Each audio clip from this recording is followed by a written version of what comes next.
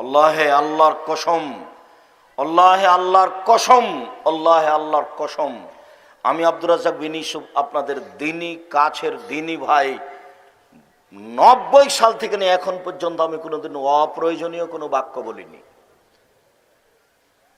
90 সাল থেকে নিয়ে এখন পর্যন্ত আমি কোনোদিন কেসা কাহিনী বলিনি। 90 সাল থেকে নিয়ে এখন পর্যন্ত আমি কোনো ব্যক্তি, কোনো মাযহাব, কোনো দলকে লক্ষ্য করে কথা বলিনি। আমি আপনার সামনে দাঁড়িয়েছি, যে বিষয় নিয়ে কথা বলতে চেয়েছি তা বলবো। তবে আমি বলেছি 95% জন বক্তা মিথ্যুক। আমি বলিনি যে ইনি মিথ্যুক, এই কথা আমি বলিনি। আমি বলেছি 98% জন মুফাসসির মিথ্যুক, আমি বলিনি ইনি মিথ্যুক।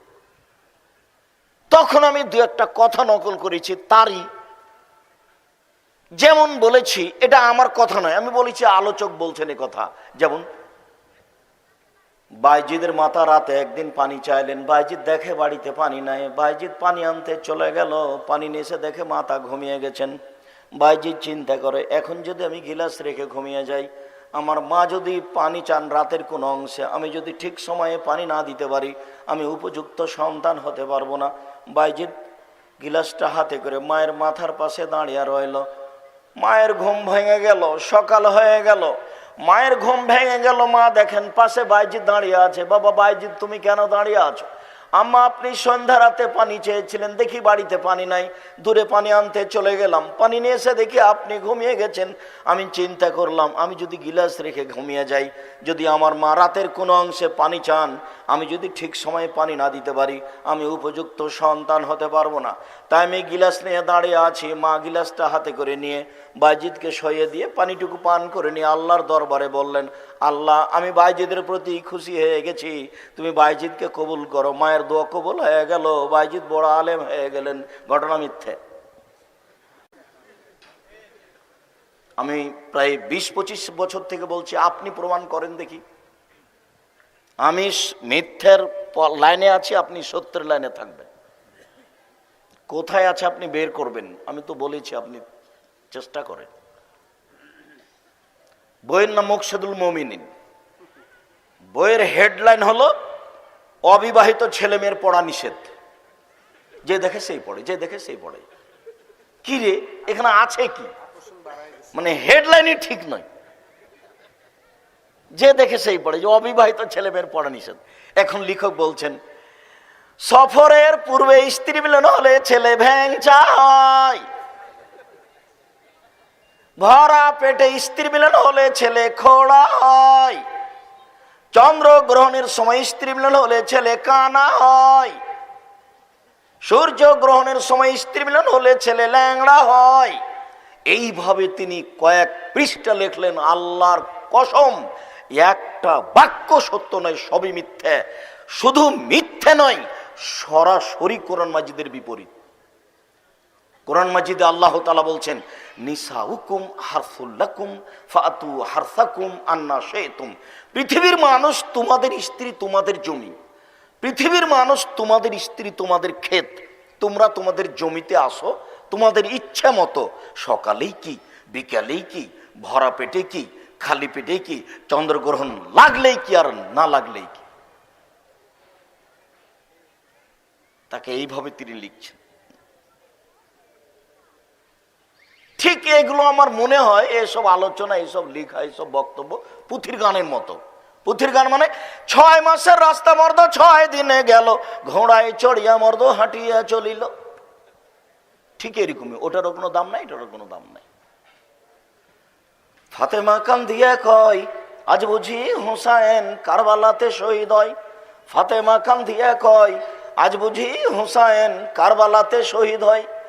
যেই দিন হুসাইন রাদিয়াল্লাহু তাআলা আনহু ইরাকের মাটিতে কারবালার মাঠে শহীদ হন, তার 49 বছর আগে ফাতেমা রাদিয়াল্লাহু তাআলা মারা গেছেন। যে মানুষটা 49 বছর আগে মারা গেছেন, সেই মানুষটা এই কথা কেমনে বলেন? এমনি চলছে বক্তব্য যেমন, এটাও তেমন। যেহেতু আপনারা দায়িত্ব পালন করেন না, আপনারা দায়িত্ব পালন না করলে আমাদেরকে তো এভাবে চলতেই হবে। আপনাদের কি দায়িত্ব? আল্লাহ তাআলা আপনাদেরকে বলছেন, ফাসআলু আহলা যিকরি ইন কুনতুম লা তা'লামুন বিল বায়িনাতি ওয়াজ জুবুর। হে দুনিয়ার অজানা মানুষ, তোমরা জানা মানুষের নিকটে জানো প্রমাণ সহকারে। আব্দুর রাজ্জাক সাহেবকে এমনি দাওয়াত দেওয়া যাবে না, 2-4-5 জনকে জিজ্ঞাসা করতে হবে তিনি কোরআন হাদিস বুঝেন কিনা, জানেন কিনা। তারপর বুঝলাম যে কোরআন হাদিস জানেন, এরপরে আবার একটা আপনাদের কাজ আছে যে উনি যে এমনি কিছু বললেন না, কোরআন হাদিসের কথা বললেন। আসলো এসে 2 ঘন্টা বলার পরে বলছে যে এই আয়াত সম্পর্কে আরো 2 দিন লাগবে বলতে। আল্লাহর কসম কিছু বলেনি। দেখবেন আপনি এদেশে একটা বড় তাফসির পাওয়া যায় বাংলা ভাষায়, তার নাম হলো ইবনে কাসির। তো উনি যেটা বললেন যে 2 ঘন্টা যাবত এই আয়াতের ব্যাখ্যা করলাম, ওই কথাটার সাথে আপনি ইবনে কাসির ওই আয়াতটা খুলে দেখেন, একটা মিল নেই। তা আপনারা যেহেতু দায়িত্ব পালন করছেন না, জানা মানুষের নিকটে প্রমাণ সহকারে জানতে চাচ্ছেন না, তো আমরা তখন সুযোগ পেলাম যার যা ইচ্ছা সে তা বলে নিলাম। আর আমাদের ব্যাপারে রাসূল সাল্লাল্লাহু আলাইহি সাল্লাম যা বলেছেন তা তো ভাবা মনে হয় যে প্রয়োজন মনে করি না। আমাদের ব্যাপারে রাসূল সাল্লাল্লাহু আলাইহি সাল্লাম খুব কঠোর ও কঠিন ভাবে বলেছেন। তিনি প্রথম বাক্যে বলেছেন বাল্লিগু আন্নি ওয়ালা আয়া, পৃথিবীর মানুষ যারা আলেম ওলামা, আমার একটি কথা জানা থাকলে অন্যকে বলো। আপনার পাশে একজন বাম হাতে পানি পান করছে, আপনি বলবেন ছি ছি ছি ছি ছি, আপনি বাম হাতে খাচ্ছেন কেন? বাম হাতে শয়তান খায়। আপনার এটা জানা থাকলে আপনাকে বলতেই হবে, আপনি বলতে বাধ্য। কেন? আপনি মুসলিম, আপনাকে জানতেই হবে, বলতেই হবে। আপনার একটা কথা জানা থাকলে অন্যকে বলতে হবে।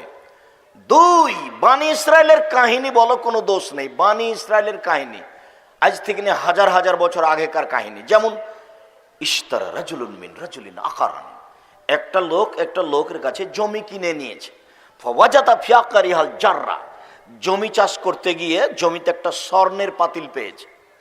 এখন স্বর্ণের পাতিল নিয়ে জমি বিক্রেতার কাছে গিয়ে বলছে ইশতারিতু মিনকাল আরদ ওয়ালা মাত্তা মিনকাল যাহাব, আপনার কাছে আমি জমি কিনে নিয়েছি, স্বর্ণ কিনে নিইনি, অতএব এটা নেন। তখন জমি বিক্রেতা বলছে বেতলার জমা ফিহা, জমি বিক্রি করেছি, জমিতে যা ছিল সবই বিক্রি করেছি, আমি স্বর্ণের পাতিল নেব না। যদিচ আপনার ইমানের জন্য এই হাদিস পেশ করা দরকার যে আপনি কাপড় কিনতে গেছেন, একটা 500 টাকা নোট দিয়েছেন, কাপড়ের দাম ছিল 300 টাকা, ও ফেরত দিতে গিয়ে 1000 টাকা মনে করে এত টাকা ফেরত দিয়েছে, আপনি টাকাটা নিয়ে চলে আসলেন। এই তো আপনার ইমান। আর আপনার ইমানের কথা বলি, আপনি এই মাদ্রাসার একজন সদস্য, আপনাকে বলি, আব্দুর রাজ্জাক সাহেবকে দিয়ে বলি, কষ্ট পাবেন। তো আপনি একজন প্রতিষ্ঠানের দায়িত্বশীল, খালি বাজার করতে গেছেন যে 500 টাকার বাজার, তাই আপনি 20 টাকার ভাতটা দেখেছেন নাস্তা, বাপের টাকা নিয়ে খরচ করে নাস্তা দেখালেন না। মাদ্রাসার কাজ করতে গিয়ে নাস্তা দেখালেন মানে কেন দেখাবেন আপনি? আমি একজন সাধারণ মানুষ, আমি সব ঠিক এই কথা আমি বলছি না, তবে আমি আপনাদের 10-এর পয়সা খাই না। এখানে এক সন্ধ্যা খেলে আমি তার টাকা দিয়ে দিই, আমার নামে ভাউচার আছে, ফাইল আছে। আপনাদের এক প্রতিষ্ঠানের আমি এক সন্ধ্যা খাবো না, এটা আর খুব দৃঢ় প্রতিজ্ঞা, ইনশাল্লাহ আমি খাবো না। আপনাদের এই প্রতিষ্ঠান থেকে একটা লাউ দিয়ে পাঠিয়েছিল হিকমত আলীর বাপ, তো এখন ড্রাইভার লাউটা বাড়িতে পৌঁছে দিয়েছে, পরের দিন লাউটা কোথা থেকে আসলো এর খোঁজ পাওয়া যায় না, কোথা থেকে আসলো, কিভাবে কিভাবে কিভাবে। তাহলে ড্রাইভারকে বলে দেখি মাসুম কি ব্যাপার, লাউ বাসায় আসলো কি করে? তখন বলছে যে তাহলে হিকমত আলীর আব্বা তো মনে হয় ওই লাউটা গাছ থেকে কেটে দিয়ে দিয়েছে, ওটা তো মাদ্রাসার জামিয়ার লাউ গাছের লাউ। তখন আমি বললাম আমারও তো এটা খাই না, তুমি এটা নিয়ে যাও। 3 দিন পরে ড্রাইভার বাসা থেকে লাউটা নিয়ে যেয়ে খেয়েছে, আমরা ওই লাউ খাইনি, আমরা ওটা খাবো না। এটা আমাদের দৃঢ় প্রতিজ্ঞা, আপনাদের প্রতিষ্ঠানের কোনো জিনিস আমরা ভোগ করব না। আপনি প্রতিষ্ঠান জামিয়া সালাফিয়া দেখতে পান আর না পান, কেন আপনি দেখতে পান না আমি জানি না। আজকে এশার সালাতের পরে একটা ছেলে 2-একটা হাদিস পড়ে একটা আরবিতে বক্তব্য দিল, তো এমন বক্তব্য জোরালো, জামে মানে উপযুক্ত বক্তব্য দিল, তা আমি কয়েকবার আলহামদুলিল্লাহ বলে তার যা যায় খায়ের দান করে তার মাথায় হাত দিয়ে দোয়া পড়ে আমি বললাম, যাক আলহামদুলিল্লাহ আমি কাজে সফল হব ইনশাআল্লাহ। আমার মনে বড় স্বাদ, এদেশের মাটিতে আমি উন্নত মানের প্রতিষ্ঠান গড়ব ইনশাআল্লাহ, যে কোনো মূল্যে। আমার মনে বড় স্বাদ, ইনশাআল্লাহ এই কাজে আমি সফল হব ইনশাআল্লাহ।